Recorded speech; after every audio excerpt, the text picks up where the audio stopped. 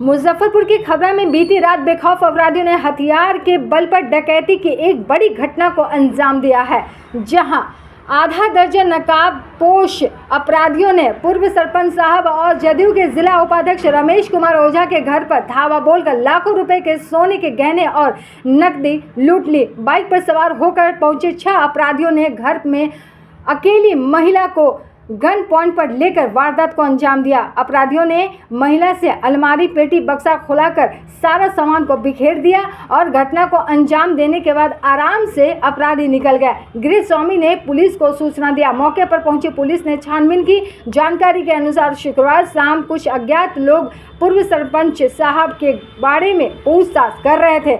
जब पता चला कि वे प्रयागराज स्नान करने के लिए गए हैं तो रात में अपराधियों ने घर पर हमला बोल दिया और दीवार पर सीढ़ी लगाकर प्रवेश किया। इसके बाद जदयू नेता की पत्नी को पिस्टल सटाकर वारदात को अंजाम दिया। इस संबंध में जदयू जिला उपाध्यक्ष रमेश कुमार ओझा ने बताया कि अपनी बड़ी बहन और बेटे के साथ महाकुंभ गए थे। घर पर उनकी पत्नी अकेली थी। इसका फायदा उठाकर 6 अपराधी चारदीवारी फांदकर घर में घुसे और फिर उनकी पत्नी को धमकाया। इसके बाद अपराधियों ने घर में घुसकर और उनके सारे जेवरात और नकदी लूट ली। रमेश ओझा ने बताया कि हीरे की अंगूठी, कान का झुमका, पायल और 3000 कैश अपराधी ले गए। उन्होंने बताया कि इससे पहले 2012 में उनके घर से लाखों रुपए की चोरी की गई थी और अब तक इस मामले में कोई भी कार्रवाई नहीं हुई है। टीवी 20 से निशा सिंह की रिपोर्ट। 6 बजे 6:30 में शाम में आके पूरा आइडिया ले लिया, लेकिन हमको आभास नहीं था। डर लगा जो ये मैंने अच्छे आदमी नहीं है, लेकिन वो बोला कि जो भैया हैं इनके बारे में पूछा। हम बोले कि मार्केट गए हुए हैं तो कितने देर में आएंगे? हम बोले 1.5 घंटा में आएंगे। तो बोले कि ये 1.5 घंटा में आएंगे। हम बोले क्या बात है, आप अंदर आ गए, आपको तो हम पहचानते नहीं हैं, घुसल चला है। सो भैया से क्या काम है? तो हमको ज़मीन के बारे में बात करना है। तो हम कहे कि ये ठीक है, आप कल आइए। तो उसके बाद में वो बाहर चला गया। वो चला गया तो गेट पर गया तो कहा कि भैया आएंगे ना तो बोल दीजिएगा। हम बोले क्या बोलेंगे भैया को, हम तो आपको जानते नहीं हैं। तो आपका नाम क्या है? तो बोला कि मेरा विशाल नाम है। तो सही नाम नहीं बताया होगा, लेकिन बोला जो विशाल नाम है। हम बोले कहाँ का है आप? तो हम खबरे का है। इतना है बोल के चला गया। फिर 8, सवा 8 के करीब में रात में फिर वो प्रवेश किया। तो उस समय हम पूरा गेट लगाए हुए थे, पीछे के दरवाजा से वहाँ पर सीढ़ी लगा हुआ है, वही सीढ़ी से इस पर आया और अंदर घुस गया। अंदर घुस के पहले मोबाइल मेरा मांग लिया, कहा कि ये मोबाइल दो। मोबाइल दे दिए।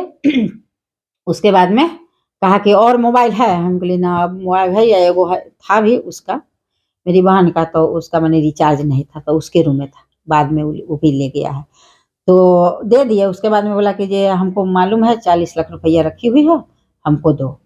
जमीन बिका है तुम्हारा? हम कहली कि जमीन तो हमारा नहीं बिका है और 40 लाख रुपया भी नहीं है, और 40 लाख रुपया कोई घर में रखता भी नहीं है, ये भी बात है। तो बोला कि जे नहीं है पैसा, तुम देना नहीं चाहती हो, सो अथी ठीक नहीं होगा। हम बोले तो ठीक क्या नहीं होगा, यही ना, आप नहीं मिलेगा तो आप मार दीजिएगा। तो मार दीजिए।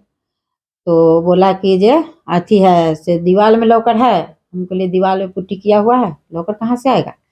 सो नहीं विश्वास है तो फोड़ के देख लीजिए। तो इस पर वो कुछ नहीं बोला।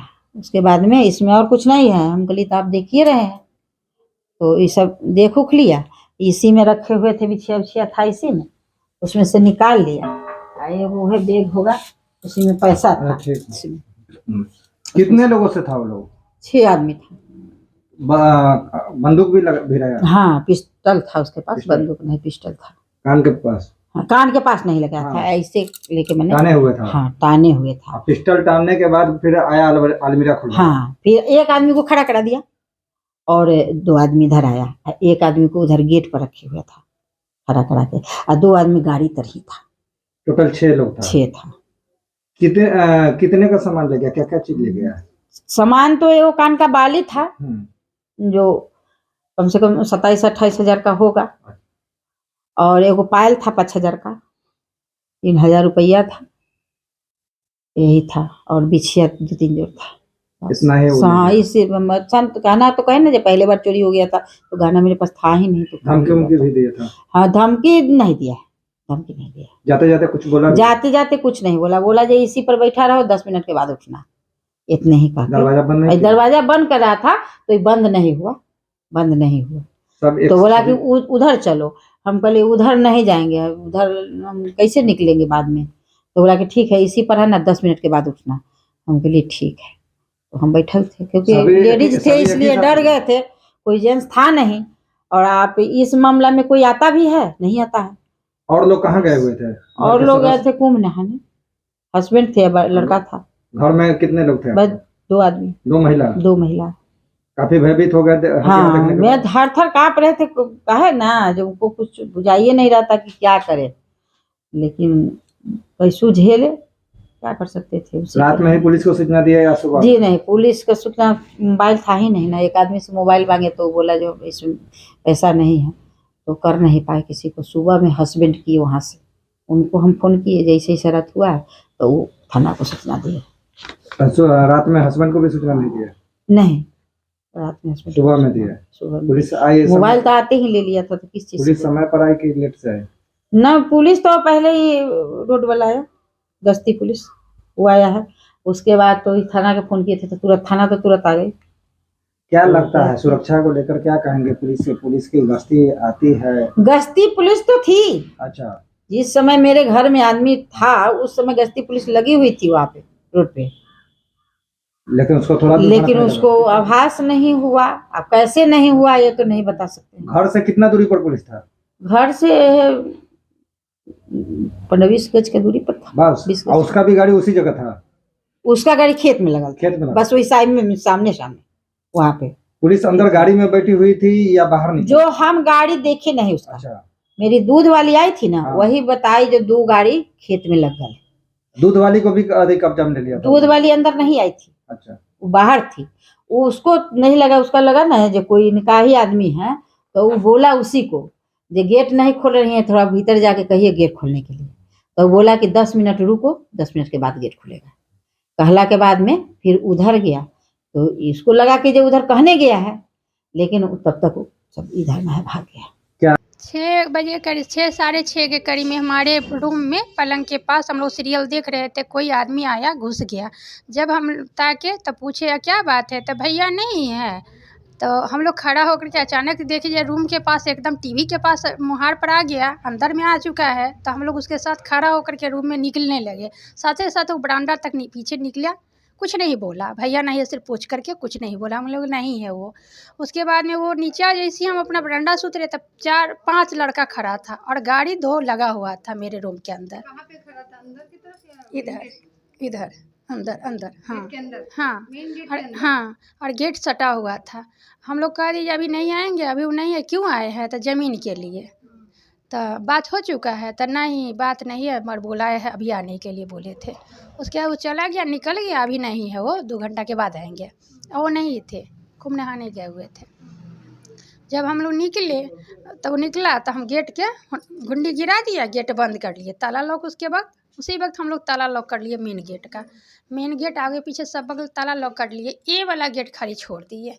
और वहाँ अपना हस्बैंड को फ़ोन किया गया, बताया कि जैसे ऐसे वाला बात, हम लोग को थोड़ा भय लग रहा है। तो कहा ठीक है, एक आदमी को भेज देंगे, कह देते हैं, फ़ोन करके सोने चला जाएगा। हम लोग सारा ताला लॉक कर दिए। हम तो निफिकिर हो गए, बाहर का तो सारा ताला लॉक हो चुका है, तब डर के क्या बात है। एक जगह बैठ के दोनों आदमी टीवी देख रहे थे।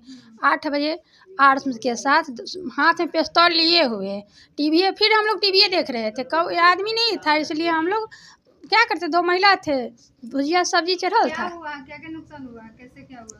नुकसान ज़्यादा कुछ नहीं हुआ। गहना मतलब एक कान का, मेरी बड़ी वाली का कान का, पैर का पायल, और 2 मोबाइल, एक मेरा एक उनका। और उनका 2-4-5 हज़ार के करीब में रुपया घर में था, जैसे तैसे कहियो 5,000, कहियो 2,000 ऐसे करके। हाँ, कुछ गहने हाँ, 5-6 हज़ार रुपया गया। हाँ बस। और किसी के साथ? अब 2 मोबाइल। मारपीट कुछ नहीं किया, धमका रहा था। 40 लाख ज़मीन बेच करके 40 लाख रुपया, 40 लाख रुपया मांग रहा था। यहाँ तक बोला जो आरोप लगाया गया, ऐसा उसने कहा? हाँ, 40 लाख रुपया वो मांग रहा था। 40 लाख कहाँ है? 40 लाख कहाँ है? 40 लाख कहाँ है? ज़मीन बेच के पैसा कहाँ 40 लाख रुपया रखा गया है? बताओ। मैं अपने पुत्र अभिषेक कुमार रंजन के साथ महाकुंभ प्रयाग गंगा स्नान करने गए थे। हमारे परिवार में हमारी पत्नी पूर्व सरपंच खबरा प्रभा देवी थी। फोन पर उससे हमारी बातचीत हुई कि दो व्यक्ति मोटरसाइकिल से मुख्य द्वार के अंदर प्रवेश किए और प्रवेश करने के बाद मेरे नज़दीक आकर के पूछे कि भैया कहाँ है। मैडम पूछी कि भैया से क्या काम है। भैया हाँ, तो बोला कि ये ज़मीन लेना है, ज़मीन से संबंधित बात करना है। ये भैया कब आएंगे। मैडम बोली कि 9:30 बजे आएंगे, कि ऐसा कीजिएगा सुबह आइए। उसके बाद गाड़ी के साथ वो 6 व्यक्ति लौटकर चला गया। मैडम हमसे संपर्क की। मैडम को मैंने कहा कि ऐसा कीजिए कि घर में कोई नहीं है, सुरक्षा के ख्याल से आप मुख्य द्वार अंदर का साइड द्वार और घर का दरवाजा का पल्ला अंदर से आप बंद कर लीजिए। अगर किसी प्रकार की अनहोनी आपको अगर लगता है कि घटना घट सकती है तो 112 पर डायल कीजिए या हमसे संपर्क कीजिए। उसके बाद हम जिला प्रशासन, पुलिस प्रशासन या समाज के लोगों से, जनप्रतिनिधियों से, मीडिया साथियों से संपर्क मैं करूंगा। डरने की कोई बात नहीं है। हम सार्वजनिक क्षेत्र में रहते हैं, आम लोग आते हैं, हमसे मिलते हैं, बात करते हैं और कोई ना कोई माने वैसा व्यक्ति होगा कि जिसको समाज का कोई काम होगा या किसी समस्या पर बात करना पड़ेगा, मीडिया कर्मी होंगे जो हम मिलने आए होंगे, तो डरने की बात नहीं है। उसके बाद रात भर हम मैडम से बात करने के लिए प्रयास करते रहे, लेकिन रात भर फ़ोन करने के बावजूद भी फ़ोन रिसीव नहीं होता रहा। हमको लगा कि मोबाइल को चार्ज में मैडम लगा दिए हैं और जा कर के सो गए हैं, कल सवेरे बात होगी। सुबह में जब फ़ोन पर बातचीत हुई तब मैडम बोले कि मोबाइल छीन कर ले गया और जो भी जेवरात था और पैसा में ले गया, सारा सामान वगैरह को तोड़ दिया। तो उसके बाद महाकुंभ से आए हैं, सदर थाना में गए हैं, तब पूर्व सरपंच प्रभा देवी जो हमारी पत्नी है उनका बयान दर्ज हुआ है घटना के संदर्भ में। और उसके बाद अभी आए हैं तो जदयू के आदरणीय जिला अध्यक्ष आदरणीय श्री राम बाबू कुशवाहा जी भी आए थे और सदर थाना में जाकर सदर थाना प्रभारी से बातचीत भी किए हैं। और अभी मुजफ्फरपुर के स्थानीय निवर्तमान सांसद आदरणीय बड़े भाई अजय निषाद जी भी आए हुए हैं। 12 में जो घटना घटी उस घटना के संदर्भ में मैंने क्या कहे, बहुत खेद के साथ कहना पड़ता है कि डकैती से संबंधित कांड संख्या 20-12 लोक अदालत में भेज दिया गया और विभाग ने उसको गंभीरता से नहीं लिया और एक भी अभियुक्त की गिरफ्तारी नहीं हुई। और यही कारण है कि अपराधियों का बढ़ते मनोबल का एक प्रतीक है। जो मेरे यहाँ कल घटना की पुनरावृत्ति हुई है, हम अपना परिवार और अपने जान माल को असुरक्षित समझते हैं।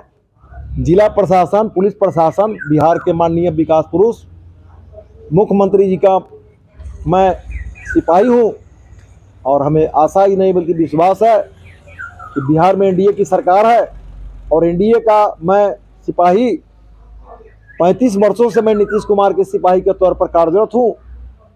हमें पूरा विश्वास है कि हमको न्याय मिलेगा, इंसाफ मिलेगा। कितना का संपत्ति ले गया होगा, क्या क्या चीज ले गया? वो लगभग हमारे यहाँ से मैडम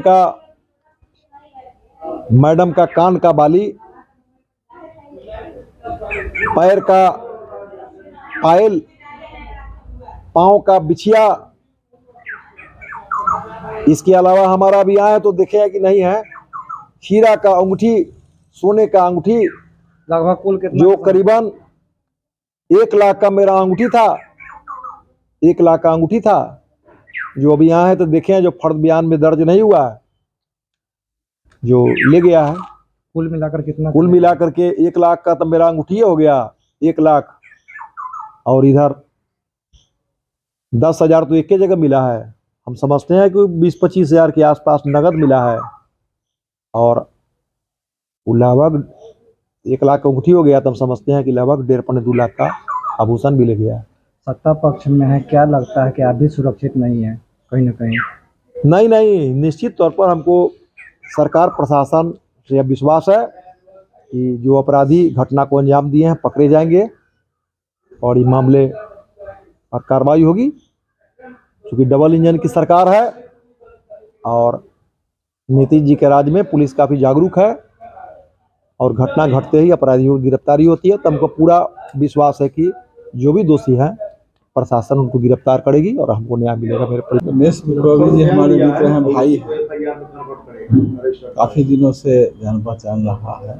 हमारे पिताजी के चुनाव में मेरा भी 2 बार चुनाव जीतने में इनका हम भूमिका रही है, जदयू से जुड़े हुए हैं। और इनके घर में ये जो घटना हुई है पहली बार नहीं है, दूसरी बार है। और कहीं ना कहीं अपराधी का जो है मनोबल बढ़ता ही जा रहा है। इस एरिया में देखेंगे, इससे पहले फ्लिपकार्ट वाले भी घटना हुई थी, जो दिन मतलब शाम ढलते ही अपराधियों ने हत्या भी किया था, काफ़ी पैसा भी लूटा था। और लगातार इस तरह की घटनाएं जो है कहीं ना कहीं पुलिस की असफलता दिखाती है। पुलिस प्रशासन को अपना नेटवर्क मजबूत होना चाहिए, जो आतंक क्रिमिनल है उस पर कड़ी नज़र रखना चाहिए, जो बेल पे बाहर है, और खासकर अपना नेटवर्क जो है मजबूत करना चाहिए, कैसे इस घटना नहीं हो। पुलिस गश्ती भी नहीं हो रही है, जिसके कारण कि अब अपराध का ग्राफ बढ़ते जा रहा है। तो कहीं न कहीं पुलिस भी लापरवाही बरत रही है। गश्ती में भी लापरवाही तो पूरे बिहार में ही दिख रही है, क्योंकि जो भी आला अधिकारी हैं उनको कोई मतलब नहीं है। पुलिस प्रशासन का जो व्यवस्था है पूरा शिथिल है। ये लोग 2-3 ही काम पे लगे हुए हैं, या तो दारू पकड़ते हैं या बालू का ओवरलोड ट्रक पकड़ते हैं, इसी सब पर भिड़े रहते हैं। आम जनता की क्या दुख तकलीफ है उससे कोई मतलब कोई सरोकार प्रशासन को नहीं। जी बताइएगा इस मामले को लेकर क्या कुछ। देखिए, घटना की जानकारी के बारे में मुझे सुबह 6 बजे हुई है। रमेश रवि जी मोबाइल पर ही बताएं कि मेरे घर में कुछ घटना घट गई है, इस तरह का आपराधिक घटना घटी है। और घटना घटने की जानकारी होने के बाद मैं सदर थानाध्यक्ष को फ़ोन किया और बहुत जल्दीबाजी में ही थाना अध्यक्ष यहाँ आए और सारे गतिविधि के बारे में CCTV सब देखकर, कैमरा को देखकर और यहाँ से चले गए। और उन्होंने भरोसा दिलाया है कि अपराधी का डिटेक्ट होगा और सभी के सभी पकड़े जाएंगे और जल्द से जल्द जेल के सलाखों में सभी के सभी बंद किए जाएंगे, ऐसा उन्होंने कहा है। और निश्चित रूप से ये हमारी जो सरकार है, घटना तो घटती है, घटना स्वाभाविक बात है, लेकिन अपराधी पकड़े भी जाते हैं और अपराधी जेल भी जाते हैं और उनको सज़ा भी मिलती है और सज़ा भी मिलेगी। ये लग रहा है कोई परिचित लोग इसमें हाथ है या फिर अब देखिए, अब तो जब तक यह घटना का अपराधियों का डिटेक्ट नहीं हो जाए जानकारी, अभी तक कोई सुराग नहीं मिला है। चूँकि अभी थाना अध्यक्ष के जाने के बाद मैं आया हूँ और अभी पीड़िता से भी मुझे मुलाकात नहीं हुई है। थाना गए हुए हैं, अभी कुछ ही क्षणों में आने वाले हैं और थाना से आते हैं तो फिर इसके बारे में, इसका कुछ हिस्ट्री होगा, उसके बारे में भी हम लोग पूछताछ करेंगे और इस रूप में पुलिस को भी हम लोग बताएंगे। पुलिस भी कार्रवाई करेगी और हमको पूरा विश्वास है कि पुलिस जब कार्रवाई करेगी तो घटनाओं के बारे में डिटेक्ट होगा और अपराधी पकड़े जाएंगे, अपराधी जेल भी जाएंगे, अपराधी को सज़ा भी मिलेगा। ये हमारी जो सरकार है सुशासन की सरकार है और इसके मुखिया आदरणीय नीतीश कुमार जी है। इसलिए जो भी घटनाएं बिहार में आज दिन घट रहे हैं उसके अपराधी पकड़े जा रहे हैं और जेल जा रहे हैं। यही कारण है कि अपराध पर जितना लगाम लगना चाहिए उतना लगाम लगा है और अपराधी को सबको सज़ा भी मिल रहा है।